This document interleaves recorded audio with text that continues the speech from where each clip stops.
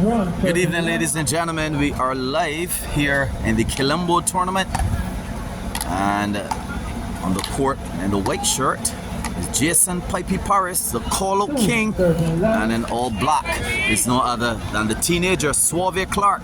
My name is Kelvin Bruce Willis Scott, and with me tonight my co-commentator John Vic Chandler. Good evening to you, John. Hi Kelvin, good evening to you and good evening to our viewers taking in the action here.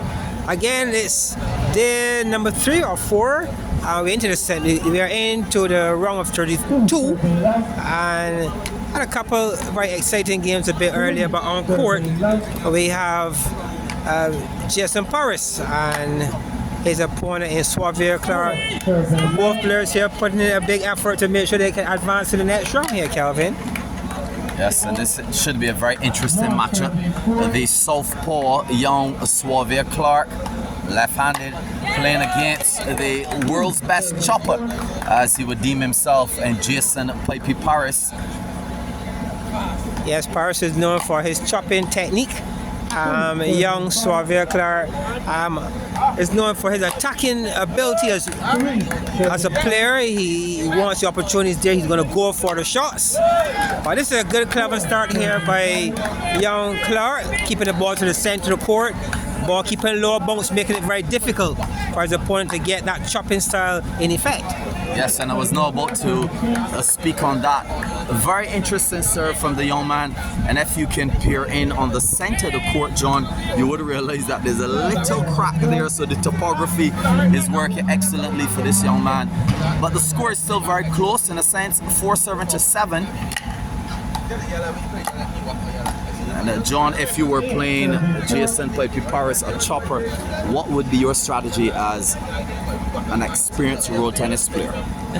When you're playing choppers, you need to really keep the ball as low as you can or go really high. Because sometimes when that ball really bounces high, it's more technique required from the chopper to control the ball and get it where he really wants it. Very good point.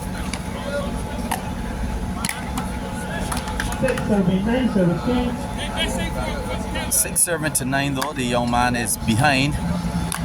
The experienced Jason "Pipey" Parris somehow found the antidote to those serves, and the young man now trying something differently, which makes a lot of sense, John. Yes, it does, and he just highlighted my point with those last 2 points. The ball was high, Parris found the net, and then he played the ball kind of short again, low, and Parris not able to get on the ball. So he needs to continue mixing his game and keep Parris thinking as much as he can.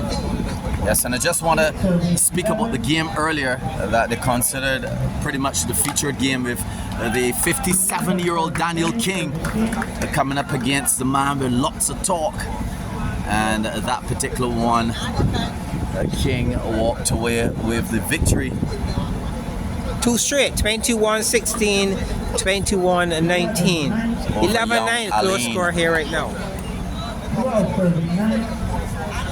So it's 12-9 in this first game of the 2 best-of-3 tournament here. A special good evening to the Honorable Trevor Prescott, under which this particular tournament is being played. Good night to you, John. I haven't seen you in a while. How have you been? Man, very good. Trying to kick in as much of this action as you possibly can. We're seeing here a Parris who's reading the conditions. And it's good to see how Jason Parris is realizing how he needs to vary his serves and plays. Because Parris is a very smart tennis player, and once he gets a good hang of the surface, he makes the necessary adjustments. Yes, and that ball judges out. Very good call there from Jaleesa Holder, the lines person. Was appealed, but overruled. Yeah, we saw young Clarke playing against the Barbados #1 last year in the Barbados World Tennis Open, and he really did a good showing. You know, he was on the attack, and we saw Mark Griffith showing why he is the #1 defender. But it was a very positive and a good display of tennis by the young Clarke. And we're yet to see young Sauve Clarke really attacking in this game, and that's because the chopping style of Jason Parris is not allowing him that freedom to strike the ball as he usually would with a player who would probably bring it back a bit higher, John. Yes, it's a combination, not only a fact of the opponent as well. We're looking at the conditions in which this game is being played, the court itself. Oh, what a play! What a play there. The opportunity was there, and young Sauve Clarke had a presence of mind to put that one much to the appreciation and excitement of the crowd here at Haggett Hall. Well done to Sauve. And it was not the most powerful shot, John, but it's the placement that brought the crowd to their feet. This young man is thinking, John. Yes, he is. But the point I was making, to elaborate it a bit more, the court itself is not really bringing the ball with that favorable bounce. The ball is keeping down. So attackers need to be more watchful before they try to execute those shots. And I think that's what young Sauve is doing in game number 1. He's thinking.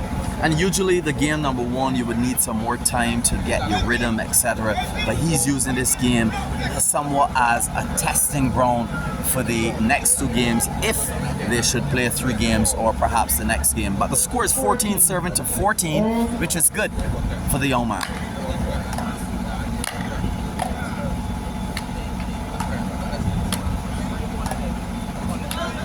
Parris using the width and length of the court to execute his shots. Very nice strategy.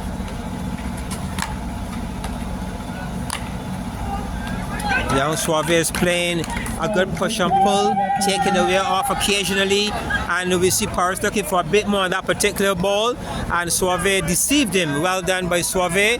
We have an even score, I believe, at 15-15. Well, it's actually 14. Correction, 14. And you might have just heard the loud noise from Sauve's dad, a former Barbados table tennis player, Clarke, who's his coach. 15-14. So 16 now serving to 14, and Parris just peeping away with a 2-point lead here. Yes, so you're talking about Clarke, the father of Sauve Clarke, always in the chair when his boys are in action. We saw him in the chair when Azari was playing, and here he is tonight, coach of both sons, Azari and Sauve. No one sitting in the chair for Jason Parris. A bit surprising here this evening. Will 15.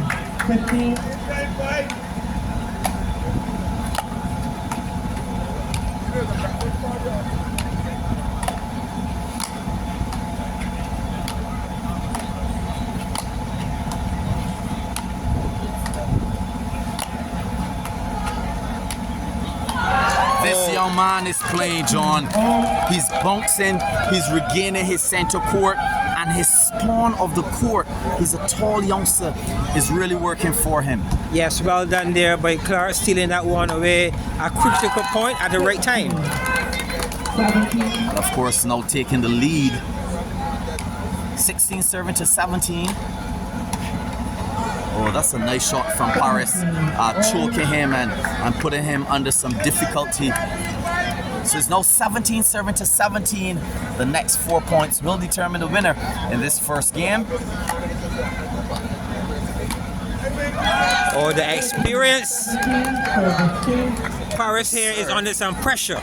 As we have young Clarke serving to close if he can. You need 3 at 17, serving 18 serving to 17.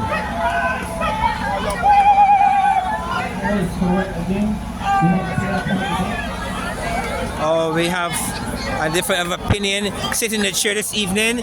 I'm the chair umpire in Aaron Barker. And that ball, we played again. I just saw something very interesting. Dayton Roach, who himself is a chopper and likes Jason Parris, is shouting and telling him exactly what to do. This is interesting. Chopper playing coach to chopper. 20 serving to 17 though. This young man with a 3-point lead.